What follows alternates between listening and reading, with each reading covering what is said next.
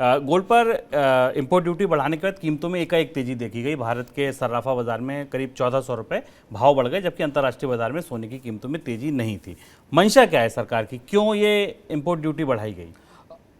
उतने ही वजन, बराबर वजन की खबर है और फैसला है जो हमने आज तेल के संदर्भ में देखा, बल्कि भारतीय बाजार में सोने की दृष्टि से यह फैसला ज़्यादा बड़ा है और ज़्यादा बड़े व्यापक असर वाला है भारतीय अर्थव्यवस्था पर, इसके बजाय कि विंडफॉल टैक्स लगाया जाए तेल कंपनियों के ऊपर, जिसका हमारी कीमतों पर कोई सीधा असर नहीं होगा।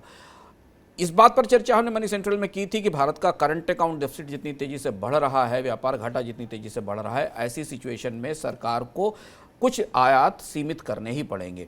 पेट्रोल डीजल का आयात सीमित नहीं किया जा सकता, कच्चे तेल का आयात सीमित नहीं किया जा सकता, कोल और बाकी चीज़ों के इंपोर्ट में कोई कमी नहीं हो सकती।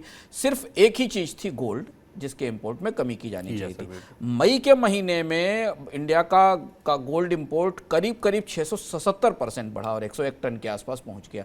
यह पहला अलार्मिंग संकेत था जहां ऐसा लग रहा था कि सरकार कुछ ना कुछ करेगी, पर ड्यूटी काफ़ी बढ़ी है, बहुत ज़्यादा बढ़ोतरी की गई है। मतलब भारत में इंपोर्ट ड्यूटी 12.5% के आसपास सोने के आयात पर पहुँच गई। अब इसके दो बड़े असर हैं जो हमें बाजार में तत्काल दिखाई देंगे। सरकार की पूरी कोशिश ये है कि इंपोर्ट ड्यूटी बढ़ाने से गोल्ड का आयात कम हो, ताकि भारत के बाजार से विदेशी मुद्रा की निकासी कम हो सके, क्योंकि काफ़ी बड़ा पैसा भारतीय बाजार से विदेशी मुद्रा के तौर पर विदेशी निवेशक निकाल कर ले जा रहे हैं, जिसका दबाव हमें रुपए पर दिखाई दे रहा है। रुपया आज 79 के स्तर को सुबह छू गया था। पहला असर जो हमको शुभम ने बताया कि भारतीय बाजार में लंबे समय बाद सोने की, काफ़ी लंबा अरसा हो गया, सोने की कीमतों में हमें तेजी दिखाई दी, क्योंकि अब डिमांड सप्लाई का मिसमैच साफ दिखाई दे रहा है। इंपोर्ट कम होगा, इंपोर्टेड मेटल महंगी होगी इंडिया में, तो उसकी कीमतों ने भारत के खुदरा बाजार में या स्पॉट मार्केट में उसका असर हमें दिखाई देने लगा।